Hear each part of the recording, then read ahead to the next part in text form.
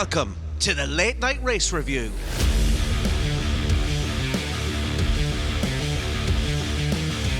Ricciardo and Perez ready the P45s as the dole queue beckons. Lando left tapping his watch again to see if it's actually working. Max has put on the noddy step as he drops an F-bomb in the interview. Don't worry, Max, there's always a place for you here at our fucking podcast.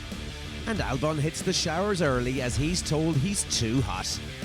It's the Singapore GP. As always, we wrap things up with a look at our predictions game. And don't forget to support the podcast by hitting those like, follow and subscribe buttons. Welcome back to the Late Night Race Review. I'm Owen Scott, and with me, as always, is Dave Jericho and Cedro Gonzalez. I forgot to make up a name for you there. It just came into my head at the last minute as I was saying it. Right, lads, as we said, I'm going to be upfront about this week. Again? Yeah, I forgot that it was at 1 o'clock. I thought it was 2 o'clock. I raced home. I rewinded the race to the start, and then I fell asleep. So you're going to be telling me a lot about this race. I saw Lando Norris started first. I saw he finished first.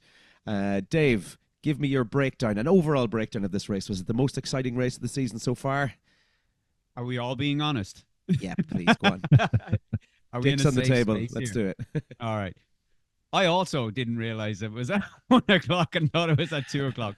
Raced home, realized my Sky Q box had decided to save the day and recorded it for me. I watched the opening 3 laps and realized this is a snooze fest. So I fast forwarded about 20 laps and realized that everybody is in the exact same position. Nothing had happened. And we got to our pit stops and a few positions changed. Then nothing happened again until lap 52. And then we were all just praying for the end of the race. It was a snooze fest of the highest order. It was. I think the lead up to it, I think, was more interesting. We had the Verstappen explosion. Red Bull as F. I think he used the F word, did he? And did he get community service? This was a big run up to this race. It's hilarious, isn't it? And I'll be honest, I saw, the way he's not talking now in the press conferences. Which is hilarious, by the way. Brilliant. I love it. Yeah. But do you know what would be hilarious? If everyone kind of stands in solidarity with Max Verstappen and everybody stops talking in the press conferences. That'd be wonderful. It was the moment that he turned around and he goes, "There's something wrong with my voice." It's like, oh, you fucking cheeky shite. Love it. Yeah, brilliant. Absolutely brilliant. What exactly was his punishment, Dave? It didn't say, did it? Didn't it just say that he had to do something meaningful for what was it? I can't remember the wording, but so basically it volunteer sort of work type thing, I guess he was asked to do, but effectively community service. It's just it's a nice version of not out picking up litter and digging ditches. That's it. Absolutely crazy. That's what everyone had in their mind, was that he'd have a little orange vest on and he was going brushing the track afterwards. But I very much imagine his community service was probably just signing autographs or something. He'll be visiting schools or the grassroots racetrack type things and that kind of crack. Which would be quite cool. I'd like to see him in a go-kart. Anyway, back to the race. We'll see if that continues now in 4 weeks in America. It'd be great to see him still on his little pedestal, not Get a talking petition to anyone. going. Everybody join in. Everybody, all the drivers just boycott the media. How many F words can you fit into an FAI? Even better. Interview? Yeah, even better. Everybody just starts shitting and fucking out of themselves, left, right, and center. Especially Yuki. He's the expert in swearing. Yeah. Speaking of Yuki, yet another thing. Let's throw it out there before we actually get into the race. RB and Danny Rick is another big talking point of the weekend. It very much looks as if the media is to be believed, that, and if Danny Ricciardo's attitude afterwards is to be believed, that it's his last race for RB. Do you see this happening? And Logan, no, not Logan, sorry, who's it coming Lawson. in? Liam Lawson, due to come in. Is this something that you think will happen, Isidro? Yeah, assuming that Danny Rick did his last race. I see Lawson as the next best thing to take that seat and get a few points. We saw it coming, to be fair.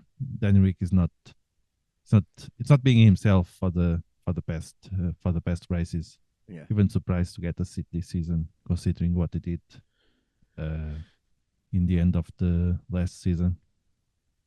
It's his big Aussie smile that's kind of keeping him around the place, I think, is it? It's the persona Definitely. of Daniel Ricciardo. Definitely not the results for sure. Dave. And that's what I watched Ted's Notebook. I always do. Like it's like the Desperate Housewives of Formula One. Like, Yeah. It's he was saying like how poorly he's been treated.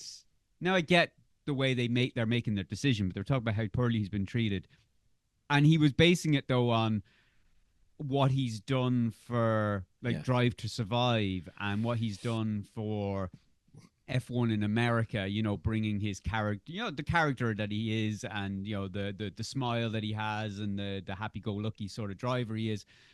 And you're like, all right, I get that, but he's not like on the front cover of a promotion, he's looking for, you're talking about a drive when you've only got limited seats available. And what he did for Drive to Survive is irrelevant. I like Daniel Ricciardo. I think he's he really it is nice to have the opposite characters on the grid. You've got sort of the ruthless ones at the top. Although to be fair, I think the ruthless ones sort of develop as when they start realizing they can win something. Like Lando Norris. Yeah. Lando Norris was happy-go-lucky, but he's slowly that happy-go-lucky lad is starting to change now into ruthless. I'm winning at all costs, and I want to win. So. But yeah, look, I think it's they should have just been a bit clear with him what the situation was and say, look, there's a good chance this is the end for you. You need to put in a good result. We need to see good results in the next 3 races. Otherwise, this race, Singapore, is your last race. End of story. But I believe that's not what they've said. It's more, oh, well, it might happen. We'll make a decision after the race. It could be Liam Lawson, could be you still. Just be clear. Just give them all some clear guidance as well. Liam Lawson's there next year anyway. There's no need to be a dick about it with Ricciardo, to be fair. Yeah, go on, Isidro. I was just to say, they've asked for them to be clear. Red Bull was clear with Perez, you need to be a certain amount of points from Verstappen, otherwise you're gone, and he's still there. You need to do this after 3 races, and he's still there. So yeah. Then Rick thought it was the same thing. If Perez can hold his seat, I'm sure then he was safe. Even in this case, even if it doesn't suit you, why not just say, do you know what? We're going to put Daniel Ricciardo in the Red Bull, put Perez in the RB, and see who performs what. Because the opposite way around isn't working for anybody. We have these drivers. There's no need to change them to the end of the season. Red Bull aren't winning the Constructors' Championship. RB aren't winning shit. And I'll be honest, I don't know where they are in the. Let me just have a quick look at the constructor standings for RB. How far are they behind them? Okay, there's a danger that they can drop behind Haas. Probably unlikely they're going to drop behind Williams. But so 6 and 7. I'm not sure what the financial ramifications are of dropping down to 7th. But is it? I don't think having either or driver. I don't think Liam Lawson is possibly going in 7 races is going to maybe impact that too much. So I think just switch them around. Just put Daniel Ricciardo in the Red Bull to the end of the season. See if it works. Because Red Bull. What's that? Can't be worse than Perez. Well, exactly. That's it. Perez is after finishing. Where did he finish? 10th. P10. Yeah. Can I ask you something? Is it not a given that you have to perform in a Formula 1 car? There's 10 teams, there's 2 seats per team. Is it not a given that if you don't perform, you're gone? Unless you bring in a shitload of sponsorship money, right. Or unless your dad owns the fucking team. Yes. So let's talk about Yuki Tsunoda. Why isn't he in the firing line? Is it money? Well, he's a Honda driver. That's why he's there. Yeah. Basically. Right. Okay. Because I would argue that it'd be similar enough for Tsunoda. He hasn't exactly set the world on fire at RB this season either. It doesn't look as if he's going to be getting a Red Bull seat anytime soon. You could change both of those drivers up there and not really see any real difference. Yeah. But I don't know where RB thought they were going to be this year, though. You've got McLaren, shitload of money being pumped into their, top team of, that they've sort of put together.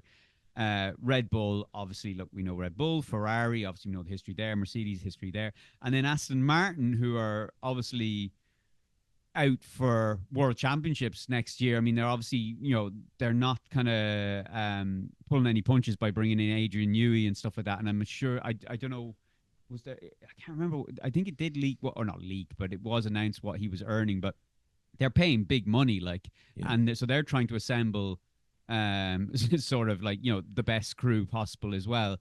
And then you've got sort of RB, who are the B team, they're like the Barcelona B team, basically. They're there as a means for their academy drivers to come through into F1. They're there to prop up Red Bull, basically. And I mean, you saw what happened.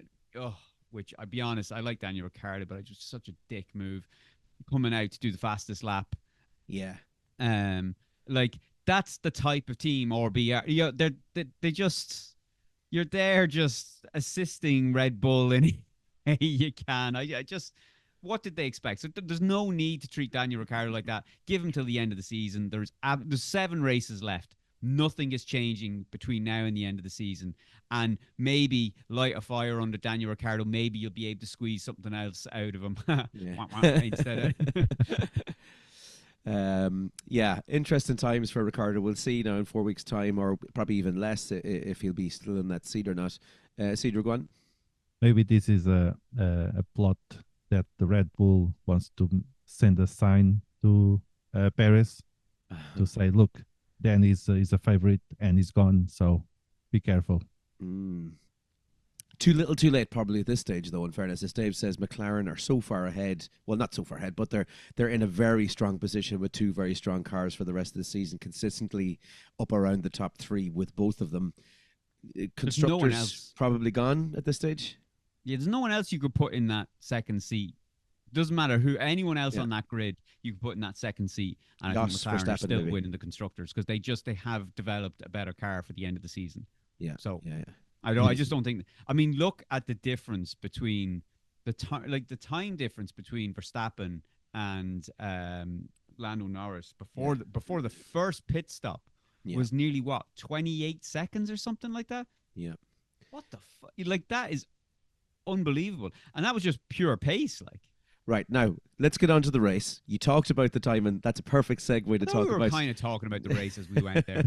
Let's actually get into it. As you say, plus 20 seconds, Max Verstappen, but again, then plus 41 for Oscar Piastri. Can you explain to me why there's such a big difference between the Red Bull and that second McLaren there for the podium? There's another 20 seconds between Piastri and Verstappen then. But you have to remember, though, Piastri was stuck in a box. Singapore is like the Asian McLaren, I was about to say, the Asian Monaco. Yeah. It's so difficult to overtake on that track. So if you're stuck in any position, the likelihood of kind of making your way through, you're really relying on the, sort of the undercut and stuff like that in the pits to sort of gain any sort of positions and getting put out into free air so you can gain time. So it's very much a strategic racetrack as opposed to just raw racing that we've seen in sort of the last couple of races. So there's no sort of side-by-side kind of, dive bombing it down into corners. And if you did, the likelihood is you're taking somebody out. So it's... Yeah, it's kind of, like I said, I kind of class it as sort of the Asia kind of Monaco for me. Big gaps between the top 8. I'll say even down to Sainz. There's Lando Norris came in obviously with a 140, but then plus 20, plus 41, plus 61, plus 62. Russell and Leclerc quite close together. But then you have down to Hamilton plus 85 and then 96 to Sainz. Again, big gaps between them all. Keeping in mind that I didn't see this race. Was it as boring as it looks on paper? Yeah, pretty much. Yeah, it was. Yeah, it really looks as if the race director would have one car to watch for a little bit, then they go to the next car. It's just one car again. No actual racing going on. And there was nothing you could get excited about either, because any time that you had someone that was within 4 or 5 tenths, you're still watching it going, where's he going to overtake? And even if he did, the DRS zones aren't long enough to be able to do it before the corner. and the apex of the corner is like it doesn't allow for around the outside or trying to dive bomb down the middle. So you're watching it kind of going, okay, there's no DRS there to catch, and we know it's not going to happen in the corner. So you're just effectively watching a procession of cars kind of going around. Go on, Isidro. I think the most exciting part was really just the opening lap, really, where Hülkenberg, Colapinto. not even Colapinto, just Hülkenberg taking over. You went over Piastri and Russell, I think. Yeah. And that was a bit excitement, and then it just died off. Can we take a little segue into Colapinto? Interesting character that has turned up. I said one of the Sky commentators said that he wasn't really on his radar, and he just seemed to appear out of nowhere. Does this give Williams an interesting little look into maybe 2026? Sainz possibly sticking around for a year, or is that a multi-year contract for Sainz at Williams? A multi-year contract, isn't it? Right. Okay. Yeah. So there's still no chance of Sainz popping off to Audi for the 2026 season. I mean, contracts are there to be broken, I suppose. I suppose there's always ways around it. And I mean, if Williams thought they had a better driver that they could pay for, and they could pay them. So, for example, if they thought Colapinto, they're kind of, if they see him for the rest of the season, kind of go, wow, he's actually a shit hot driver. But we have Sainz and Albon for 2025.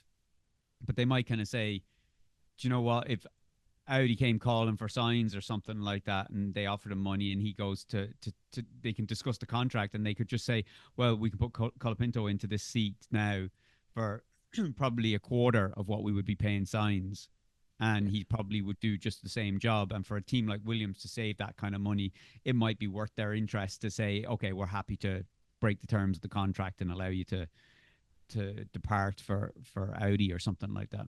Looking back to the last race, Antonelli got into the Mercedes car and then swiftly got back out of it again with the car parked neatly into a wall. Are they looking at the Colapinto situation at Williams and kind of going, oh, maybe we pulled the trigger a little bit too early on this Antonelli kid? But Colapinto crashed twice in his first weekend, didn't he? Did he?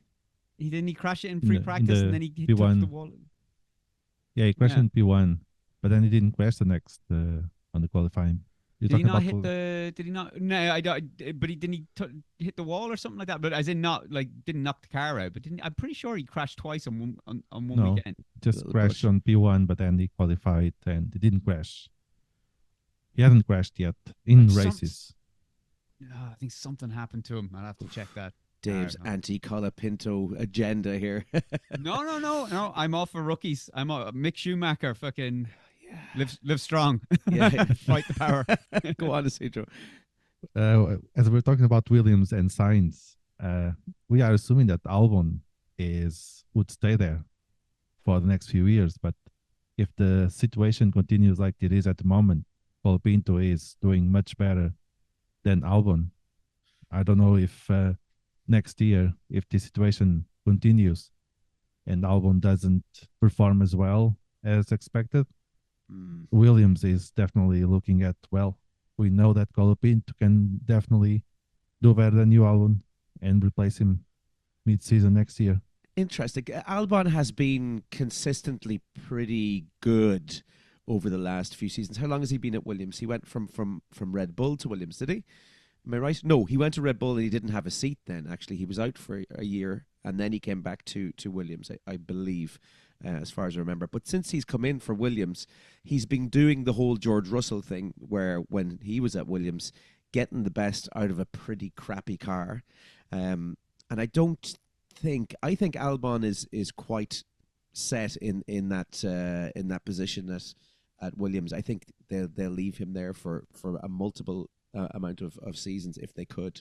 Well, Albon contract is at the end of 2026. Right. Okay. So if it doesn't perform well, I'm pretty sure that Vowles will look at Colapinto and bring him in because he knows that he has a good rookie driver. Well, would not be rookie next year if he replaces Albon. But we're talking about Sainz as he could leave. But Albon actually is the one that, if I was Albon, I was more concerned about Colapinto to replace him next year mid-season if he doesn't perform. Yeah. I don't think. I think. I think Alex Albon's too good. Like I don't think there's any drop off. I just there might be a drop off in a race here or there, or there might be close racing between him and Colapinto. But I think Alex Albon. But they love him in Williams. I don't think he's going anywhere anytime soon. He's their Max Verstappen at the moment. Like Yeah, he really is. Looking down the grid then, let's get back to the actual race, which was boring as hell. You've got Hamilton and Russell, the two Mercedes, 4 and 6. Neither drivers turning up for the post-race press conferences, and Mercedes giving the excuse that unfortunately George and Lewis won't be attending the media pen this evening as they were recovering from the exertions of this evening's race. Is it the heat and the length of the race that we saw a few drivers post-race, Dave, kind of falling out of the car? Colapinto the same as well.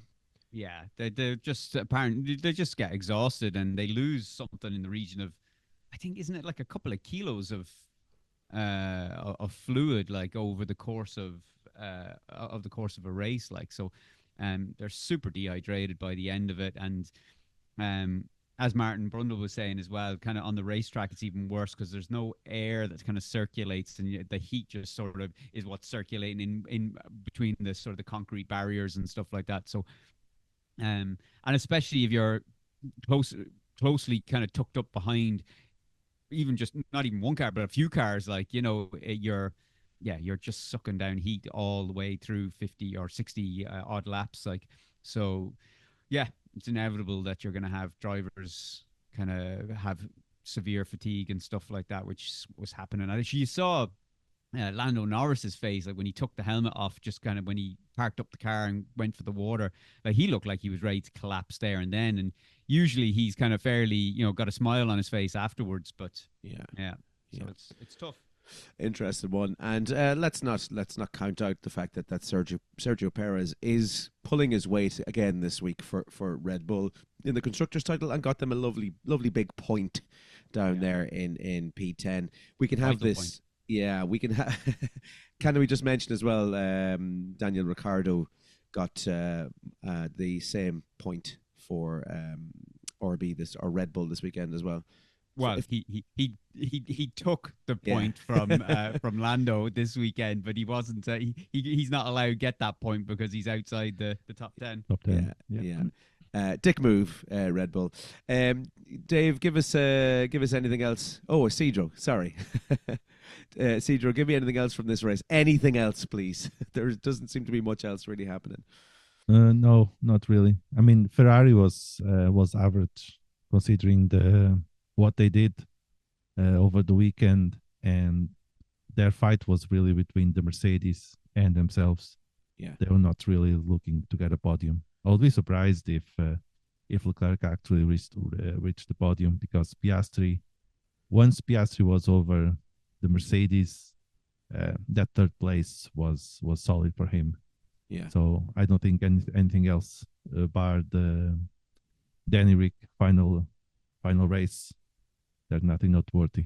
Pretty much it. Do you think that the Ferrari comeback that we saw in recent weeks was just a track specific, or are we looking at maybe late signs of life in the season for Ferrari?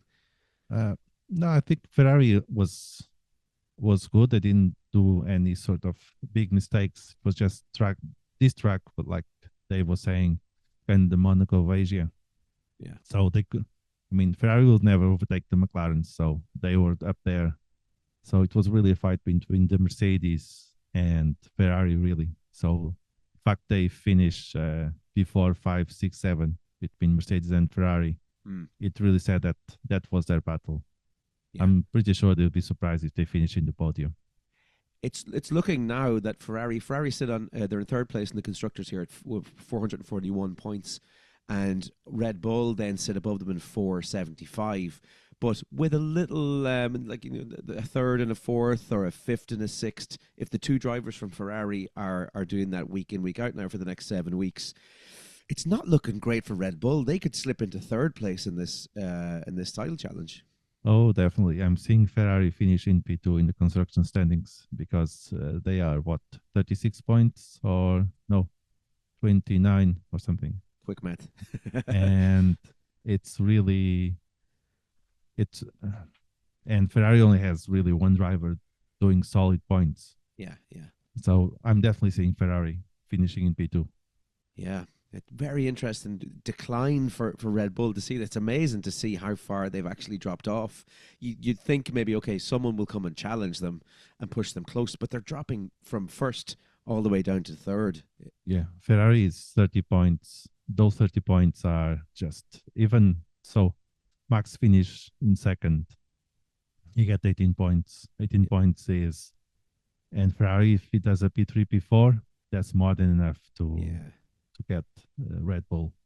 So yeah, I'm definitely seeing Ferrari finish P2 and McLaren really starting to get away. Yeah, good to see. It's finally, we've been asking for this for a few seasons now, but finally we're getting it. If you look at the drivers' standings, then Max to Norris 279 to 331. There's still a little bit in that there, but as you say, if there's a drop off from Verstappen even further back than second, if he drops down the grid at all at any of the races, that 1 point that Danny Ricciardo just saved him there might not be enough. It's getting close. Yeah, if Max for some reason doesn't finish the race, doesn't have any points, that the championship, it'll be more at risk than it is at the moment. Yeah, and in a car that he doesn't trust at the moment, it's making things very, very interesting. You say we got 4 weeks now until Texas Circuit of America, and Red Bull have to sit down and really do their homework and make sure that they're coming into the last part of this season all guns blazing, because it's slipping away just week by week. Yeah, even if Max performs well, it's still just one, while the McLaren has a team, both drivers fighting for the points. So it's much, much harder. Basically, Max is fighting the RB19 for fire colors at this moment. Yeah, that's exactly what it is. And the worst is it's two RB19s against the RB20.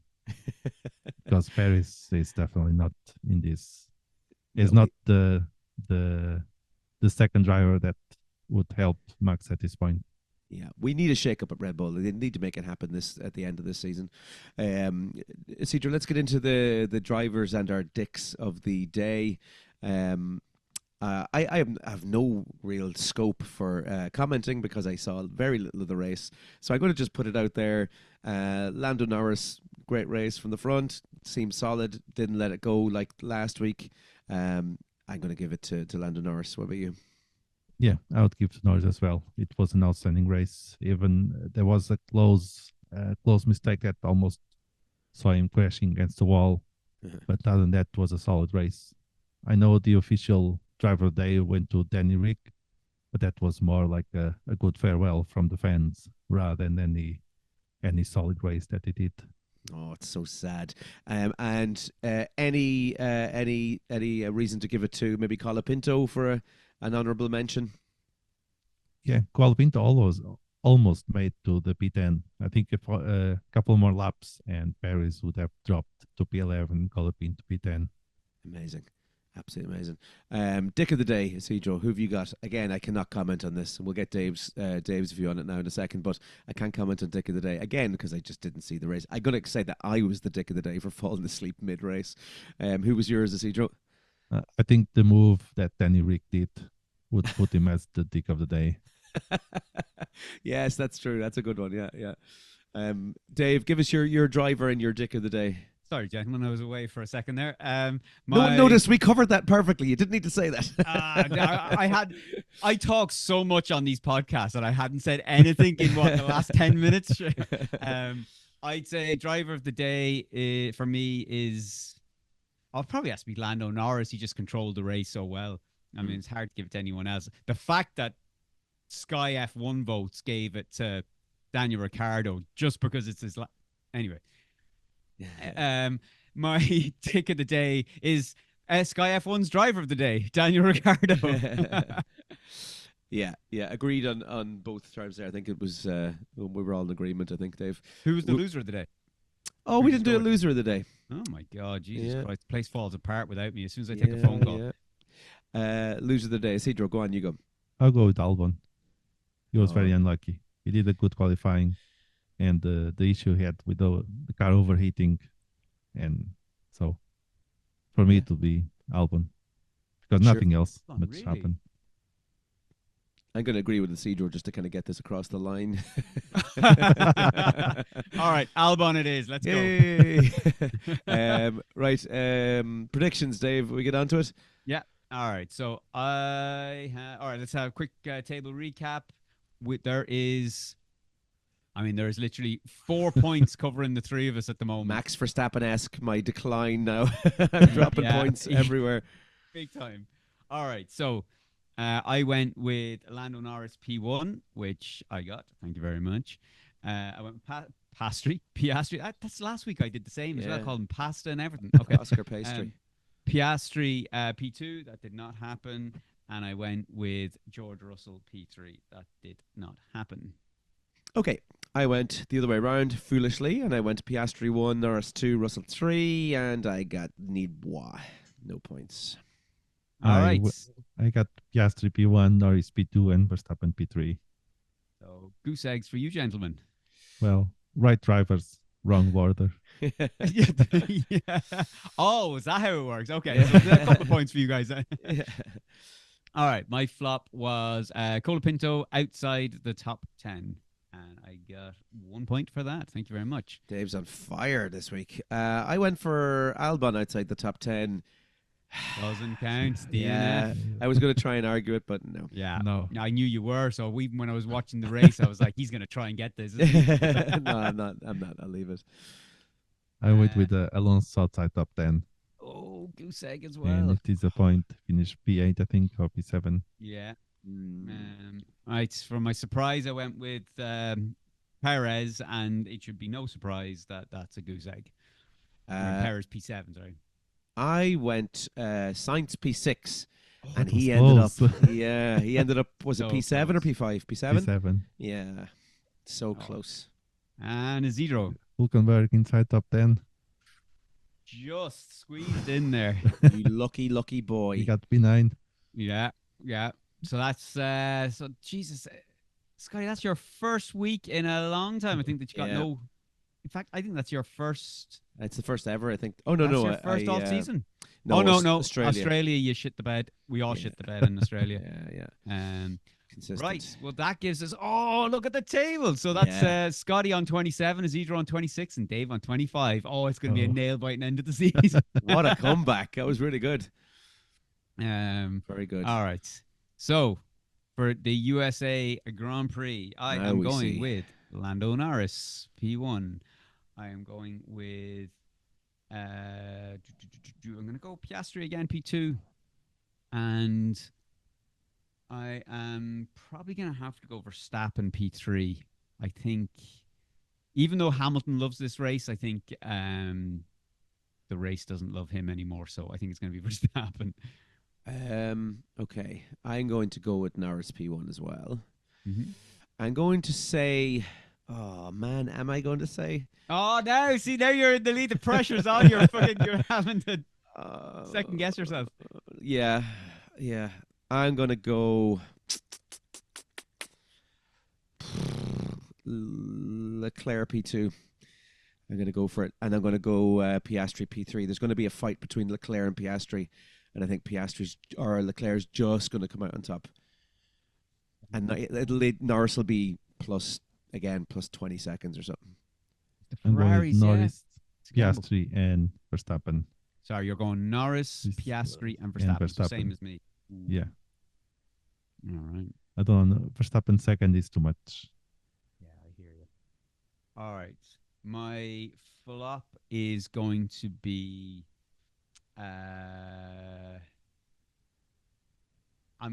I'm just going to play it safe, really, and I'm going to say Hulkenberg outside the top 10. I was going to go with such a big shout, and then I was like, actually, go the all points. air. Do you remember me at the start of the season? It was big air or nothing. The points are very, very close. Yeah, look at you trying to climb back up the leaderboard again. Fuck it, I'm going to go for it. Verstappen DNF. That is big. I thought you were going to go Perez DNF. No, I'm going to go Verstappen DNF, and it's going to open up this big can of worms for the rest of the season. Norris, multiple points.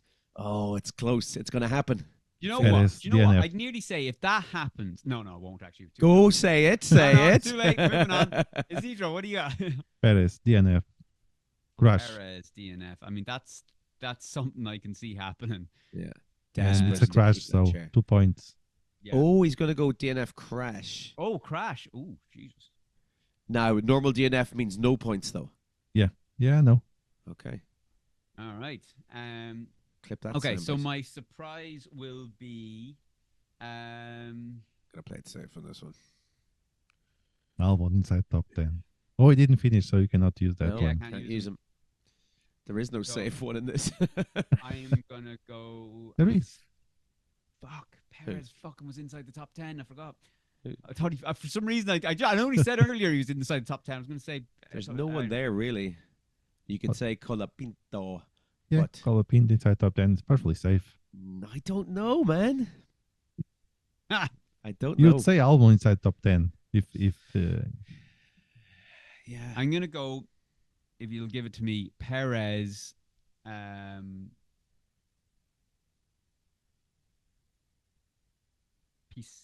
P6. Why?